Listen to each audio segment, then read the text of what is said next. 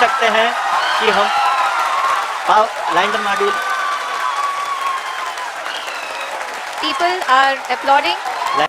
Sir, we have achieved soft landing on the moon. India is on the moon.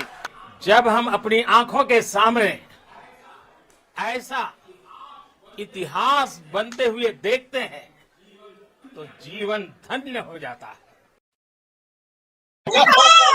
Bharat माता की जय। भारत माता की जय। जय Hind. My God, it's a big achievement. It's a big achievement. Nadia जी बहुत बहुत बधाई। बहुत बहुत। अब मैं एज ए पाकिस्तानी नहीं as a human being appreciate करता हूँ इंडिया को। हो गया ना। जय श्री राम, जय श्री राम, जय श्री राम। तो मैं ISRO को, इंडिया की स्पेस कम्युनिटी को, इंडिया के साइंटिस्ट को और इंडिया के लोगों को बड़ी मुबारकबाद देना चाहता हूँ कि आपने इंसानियत को, ह्यूमन काइंड को एक और बहुत बड़ी कदम जो है वो उसको उठाने में मदद की है और आपने अपनी अकल इस्तेमाल की है और वहाँ पहुंचे हैं। आज एक बहुत बड़ी हिस्टोरिक सक्सेस है भारत के लिए। इंडियन स्पेस प्रोग्राम जो है उसकी कामयाबी है। तलवारों पे सरवार दिए, अंगारों पे जिस्म जलाया है, तब जाके चंद्रयान को हमने चंद्रमा पे पहुंचाया। ज्यादा आप हमारे जो मौलवी साहिबान हैं और उनको ये देखना होगा कि जब इंसान चांद पर होगा तो वो ईद कैसे मनाएगा। मजाक उड़ा रहे थे आप, लेकिन आज आपको हिंदुस्तान की ताकत का अंदाजा हुआ है।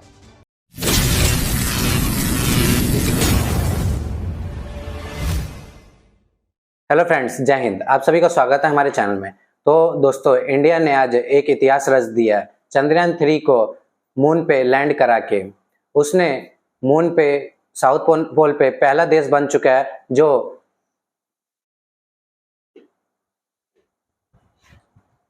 लैंड कराया है अपने सैटेलाइट को।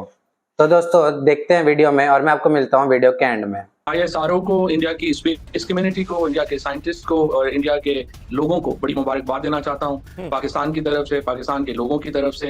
ये एक बहुत ही लैंडमार्क अचीवमेंट है जो आज ISRO और इंडियन स्पेस कम्युनिटी जो उसने हासिल की है कि आपने इंसानियत को, ह्यूमन काइंड को एक और बहुत बड़ी कदम जो है वो उसको उठाने में मदद की है और आपने अपनी अकल इस्तेमाल की है और वहाँ पहुंचे हैं। तो हमारे वहाँ पे चांद के ऊपर जो मिनरल्स की बात की जाती है, जो एक दुनिया को फायदा होगा उसका, बहुत इमेंस है।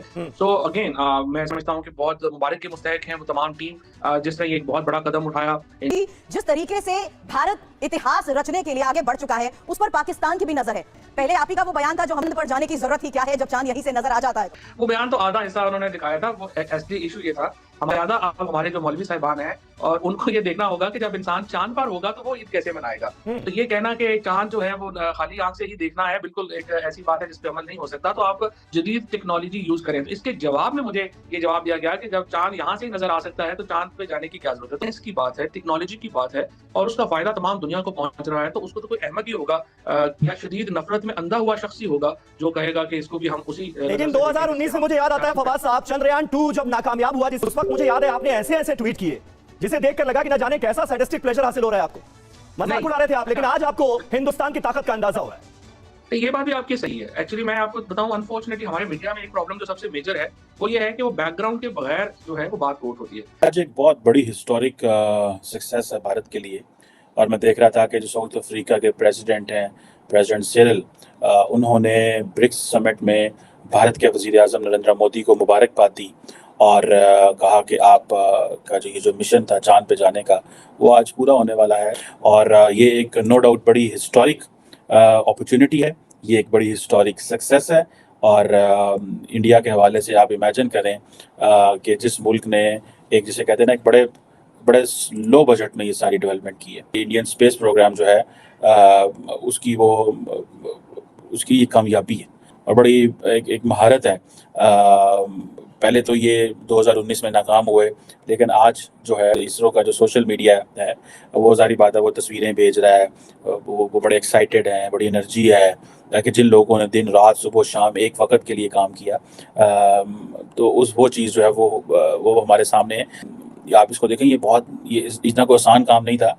ये जो पूरी की पूरी एक्सरसाइज जो है, अगर आप इसको देखें इन टर्म्स ऑफ ये scientific excellence, research, in terms of vision, in terms of एक डेवलपिंग कंट्री जिसकी एक साइड जो है वो चांद पे है और उसकी जो दूसरी साइड है वो उसमें 50,000 किस्म के मसले हैं, लेकिन that shows the brighter side of the country. तलवारों पे सर वार दिए, अंगारों में खुद को जलाया है, तब जाके चांद पे हमने चंद्रयान 3 को पहुंचाया है।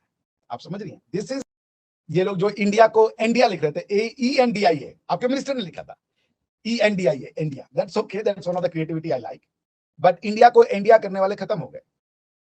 आप समझ रही हैं? इंडिया को इंडिया करने के लिए 700 साल का प्रयास चला, कई कौमें इसमें तब्दील हो गई। पहले से ही बात पता थी, इतनी मेहनत गई, इतनी जो है मतलब आप समझिए साइंटिस्ट की मेहनत गई, और होना ही था ये इट वाज एक्सपेक्टेड। इसरो को इतनी मेहनत आप वेस्ट नहीं कर सकती, आप समझ रही हैं? और देखिए इसमें कोई कंपैरिजन नहीं है कि हम जीत गए, रशिया हार गया। ये मानवता की जीत है, मानवता का एफर्ट है। रशिया भी जीता, हम भी जीते, आप भी जीती, सब जीते। जो इंसानियत में, मानवता में मानवतावादी हैं, जिनका ये विश्वास है कि हम सब मानव हैं और मानवता से ऊपर कुछ नहीं है, वो सब जीते। क्योंकि ये हमने, इंडिया ने अपने लिए नहीं किया सिर्फ, और इंडिया एक लौता वाहिद एकमात्र देश है पूरी दुनिया में, या एक सभ्यता है पूरी दुनिया में जो कि मानवता की बात करता रहा। ये है कि ये इसरो हमारी साइंस का टेक्नोलॉजिकल मूर्त रूप है। हमने साइंस को टेक्नोलॉजिकली अचीव कर दिया। अभी तक तो हम ये कहते थे कि चांद यहां से इतनी दूरी पे, चांद का प्रभाव ये पड़ता है। अब हम चांद पे पहुंच भी गए, क्योंकि हमें पता था चांद पे कैसे पहुंचा जाता है। ये आपके लिए बहुत बड़ा हुआ कि अगर आपका परिवार गलत होता तो आज चांद पे नहीं पहुंच पाता। चांद पे पहुंचने के लिए कैलकुलेशंस चाहिए, इतना आसान नहीं है। रशिया ने करने की कोशिश की, देखिए क्या हुआ, 4 दिन में खेल खत्म हो गया। मैं रशिया को ये नहीं कह रहा, उनको किसी तरीके से डिग्रेड नहीं कर रहा, मुझे पता है अगली बार वो इससे भी बड़ा कुछ अचीव करेंगे। लेकिन पॉइंट क्या है कि it's not that easy as it sounds. Plus कि आपकी मैथमेटिकल प्रिसीजन इतनी इफेक्चुएट है, इतनी करेक्ट है कि आप मतलब उसको सोचिए, घुमा रहे हो सैटेलाइट को अर्थ के चारों ओर। अगर अर्थ में आप चपटी होगी, अर्थ तो जाके भिड़ जाएगा सैटेलाइट उससे, उसके चारों ओर लड़ ही नहीं पाएगा वो। उसके बाद आप उसको घुमाते घुमाते घुमाते सट से चंद्रमा के पास भेज दे, चंद्रमा के ऑर्बिट में। क्योंकि अगर वो चंद्रमा के ऑर्बिट में ना जाके कहीं और चला जाता तो अर्थ में गुम हो जाता। इतना आसान नहीं था अर्थ की ऑर्बिट से चंद्रमा के ऑर्बिट में करना। रशिया यहीं फेल हो गया। तो ऑर्बिट से ऑर्बिट का चेंज करना, फिर एक ऑर्बिट से दूसरे ऑर्बिट, दूसरे ऑर्बिट से तीसरे ऑर्बिट, दिस इज, आपको जितना साउंड इजी लग रहा है ना, उतना नहीं है ये। और अर्थ पे बैठ करके, अर्थ पे बैठ करके। और ये इसरो की जो टीम है, ये मैं बोलूंगा, ये जाने से पहले मंदिर भी गए, भेजने से पहले। तो पॉइंट ये है कि ये सब देखिए, आस्था एक अलग चीज है, लेकिन साइंस टेक्नोलॉजी की आस्था और साइंस और टेक्नोलॉजी में टकराव नहीं होना चाहिए। आस्था आप रखें, लेकिन साइंस एंड टेक्नोलॉजी में टकराव। तो दोस्तों, जैसे कि आपने हमारा वीडियो पूरा देख लिया है, तो वीडियो को लाइक करिए, ज्यादा शेयर करिए और चैनल को सब्सक्राइब करना बिल्कुल ना भूलें। मैं आपको मिलता हूं नेक्स्ट वीडियो में। जय हिंद।